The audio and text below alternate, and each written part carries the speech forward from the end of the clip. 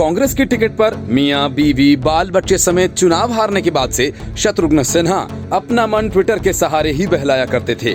वजह ये कि कांग्रेस ने हुक्का कारतूस समझकर उन्हें किनारे लगा दिया। लेकिन भला हो ममता बनर्जी का, जिनके मन में ये ख्याल आया कि वे भी पीएम बन सकती हैं और देश पर राज कर सकती हैं।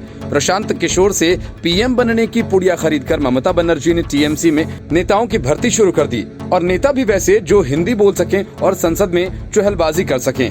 और इसी सिलसिले में पहले तो बीजेपी छोड़कर निकले यशवंत सिन्हा को अपने साथ लिया, और जब यशवंत सिन्हा टीएमसी में आ गए तो अपने चेले शत्रुघ्न सिन्हा का भी कल्याण करने में जुट गए। और हुआ ये कि शत्रुघ्न सिन्हा अपना लोकेशन बदलने की इस शर्त पर राजी हो गए कि ममता बनर्जी उनकी सिचुएशन बदल देंगी।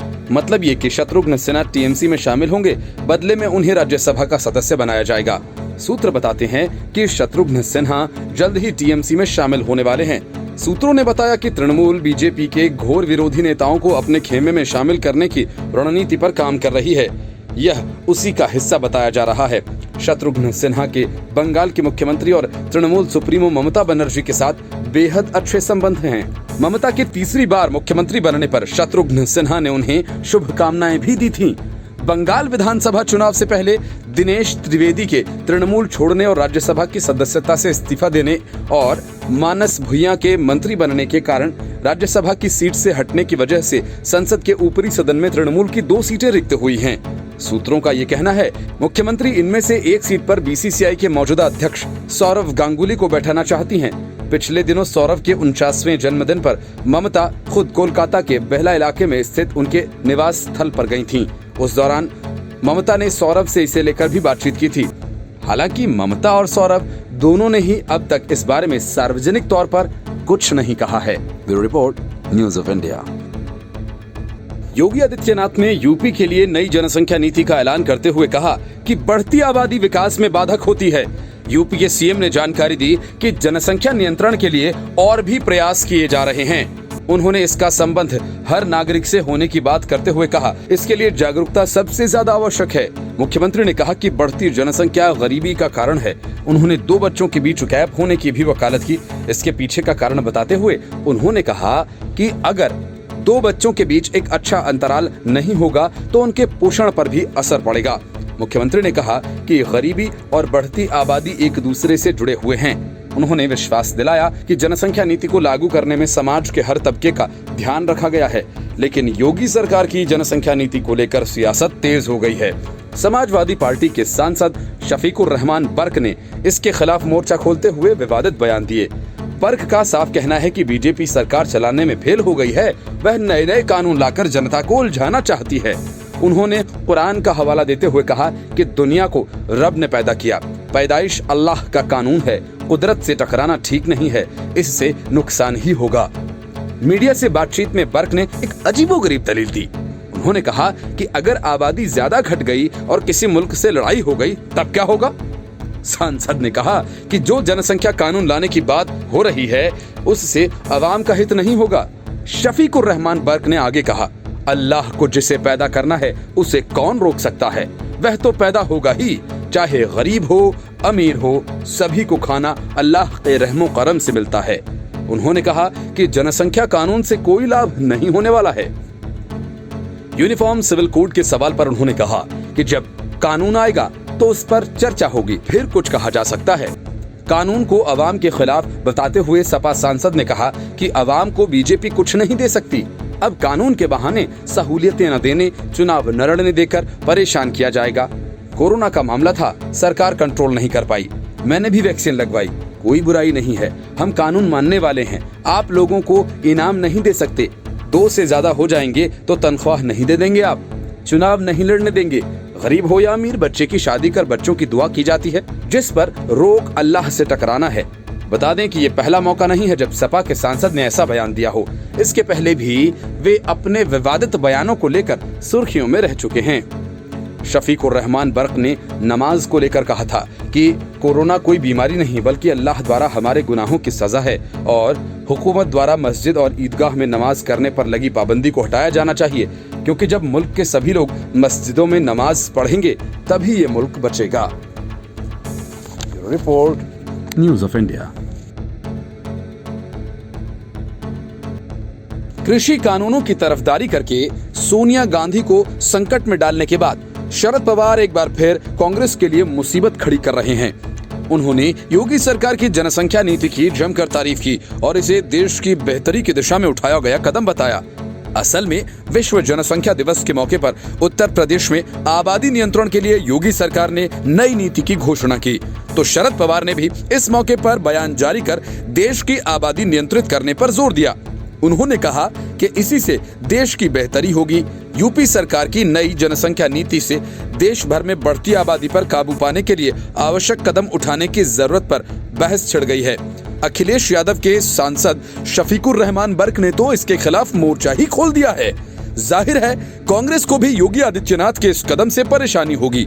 वजह यह है कि यूपी विधानसभा चुनाव के मुहाने पर खड़ा है और अखिलेश से लेकर प्रियंका वाड्रा तक सबको वोट बैंक की सियासत करनी है। इस लिहाज से जनसंख्या नीति का विरोध तो होना ही चाहिए। लेकिन शरद पवार ने सबका खेल बिगाड़ते हुए कहा कि देश की अर्थव्यवस्था, बेहतर रहन सहन और पर्यावरण संतुलन के लिए आबादी पर नियंत्रण अत्यंत आवश्यक है। पवार के बयान से ये लगता है कि अन्य दल भी इस मामले में आवाज मुखर कर सकते हैं।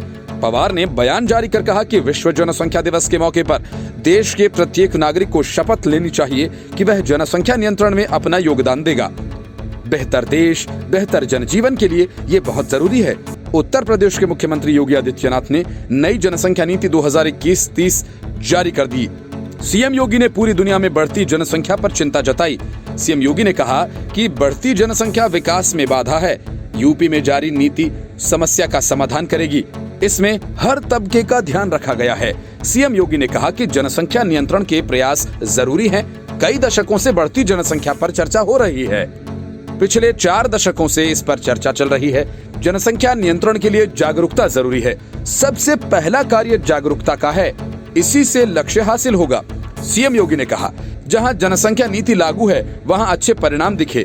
जनसंख्या नियंत्रण का मकसद प्रदेश में खुशहाली लाना है। नई जनसंख्या नीति में हर वर्ग का ध्यान रखा गया है। आबादी के हिसाब से यूपी सबसे बड़ा राज्य है। योगी ने कहा कि 2 बच्चों के बीच उचित अंतराल नहीं होगा तो उसके पोषण पर असर पड़ेगा। यूपी में प्रजनन दर घटाने की जरूरत है।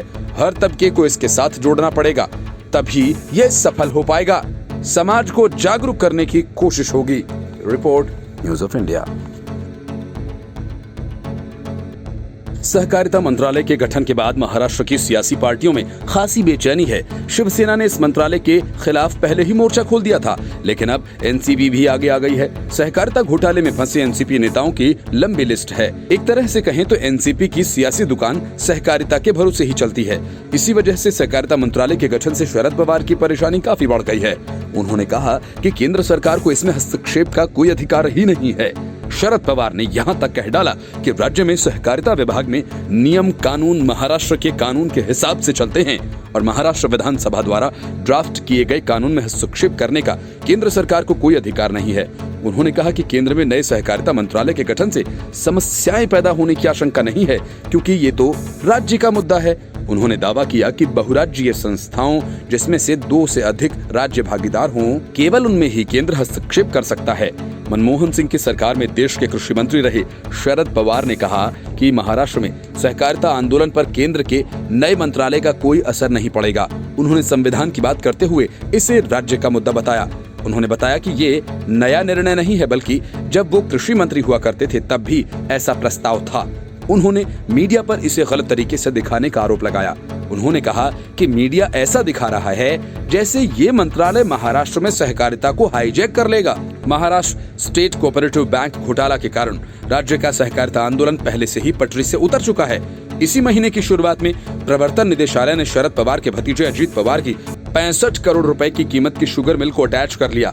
ये कंपनी पवार की पत्नी सुनेत्रा अजीत पवार की है। सितंबर 2019 में राज्य के विधानसभा चुनावों से पहले ही प्रवर्तन निदेशालय ने Maharashtra state cooperative bank scam में 25,000 करोड़ रुपए के घोटाले के मामले में अजीत पवार के खिलाफ मनी लॉन्ड्रिंग के तहत केस दर्ज किया था। मामले की छानबीन करते हुए ईडी को पता चला कि एमएससीबी ने 2010 में जरांदेश्वर एसएसके को एक नीलामी में उचित मूल्य से कम कीमत पर बेचा था।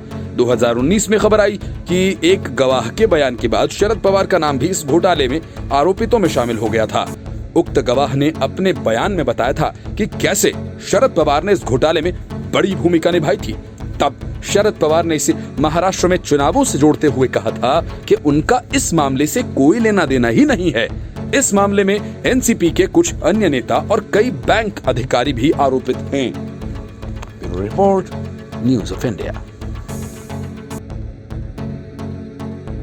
बिना विधानसभा चुनाव लड़े अमित मित्रा को ममता बनर्जी ने बंगाल का वित्त मंत्री तो बना दिया, लेकिन अब ममता बनर्जी के सामने एक नई मुश्किल खड़ी हो गई है।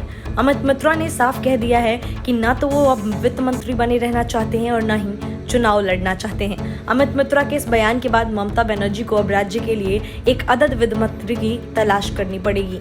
पश्चिम बंगाल के वित्त मंत्री के तौर पर करीब 10 साल तक काम करने के बाद अमित मित्रा ने अपने करीबी लोगों को बता दिया कि वह अब चुनाव नहीं लड़ना चाहते हैं। वह अपनी बेटी के साथ विदेश में कुछ समय बिताना चाहते हैं। गंभीर रूप से बीमार मित्रा ने विधानसभा में बजट भी पेश नहीं किया और सत्र के बाद वर्चुअली मीडिया से बातचीत की। हालांकि मित्रा ने कहा कि मैं अपने खराब स्वास्थ्य के कारण विधानसभा चुनाव नहीं लड़ा था, लेकिन वित्त मंत्री के रूप में बने रहे। उम्मीद की जा रही थी कि वह उत्तर 24 परगना के खरदा विधानसभा क्षेत्र से उपचुनाव लड़ेंगे। नियमों के अनुसार अमित 6 महीने तक वित्त मंत्री के रूप में बने रह सकते हैं, लेकिन उस अवधि के भीतर मित्रा को निर्वाचित होना होगा। अब अगर वह चुनाव नहीं लड़ना चाहते तो उम्मीद है कि मुख्यमंत्री ममता बनर्जी को राज्य के लिए एक और वित्त मंत्री की तलाश करनी होगी। पार्टी के सूत्रों ने संकेत दिया कि मुख्यमंत्री ममता बनर्जी व्यक्तिगत रूप से मित्रा को मनाने की कोशिश करेंगी ताकि वह राज्य के वित्त मंत्री के रूप में बने रह सके। यदि यह संभव नहीं हो पाया तो उन्हें राज्य के वित्त सलाहकार के रूप में रहने के लिए कहा जाएगा। पार्टी के एक वरिष्ठ नेता ने कहा कि राज्य में केवल 2 विभाग हैं जहां मुख्यमंत्री ममता बनर्जी ने पिछले 10 सालों में कोई बदलाव नहीं किया है। एक अमित मित्रा की ओर से संचालित वित्त और दूसरा अनुभवी सुब्रत मुखर्जी का पंचायत विभाग। यह उनके अपार विश्वास की 2 खाता है। उन्होंने कहा कि मित्रा का मंत्रालय छोड़ना पार्टी और राज्य के लिए एक बड़ी क्षति का कारण होगा। जब उन्हें 10 साल पहले कार्यभार संभाला था तब पश्चिम बंगाल कर्ज में डूबा हुआ था। उन्होंने न केवल अकेले ही राज्य सरकार की सभी कल्याणकारी योजनाओं का प्रबंधन किया, साथ ही उन योजनाओं को सफलतापूर्वक लागू करने के लिए राजस्व पैदा किया। अन्य वरिष्ठ नेता ने कहा कि इनके अलावा केंद्र की ओर से जीएसटी लागू करने में मित्रा की बहुत बड़ी भूमिका है। उन्होंने न केवल राज्य में एसजीएसटी को सफलतापूर्वक लागू किया, बल्कि वित्तीय समस्याओं को सुलझाने के लिए केंद्र के साथ अथक बातचीत भी की। ममता बनर्जी ने कई कारणों से मित्रा पर अपना विश्वास रखा और एक बार यह सोचा गया था कि उन्हें प्रस्तावित विधान परिषद या विधानसभा के उच्च सदन में नामित किया जाएगा, लेकिन प्रस्ताव को अभी राज्य विधायी निकाय की ओर से अप्रूव किया गया है। लेकिन केंद्र सरकार से अनबन की वजह से विधान परिषद का गठन हो पाना मुमकिन नहीं लगता। मित्रा से खरदा से चुनाव लड़ने का अनुरोध किया गया, जहां सीट खाली है, क्योंकि तृणमूल की काजल सिंधा ने चुनाव जीता, लेकिन चुनाव की घोषणा से पहले उनकी कोविड से मृत्यु हो गई।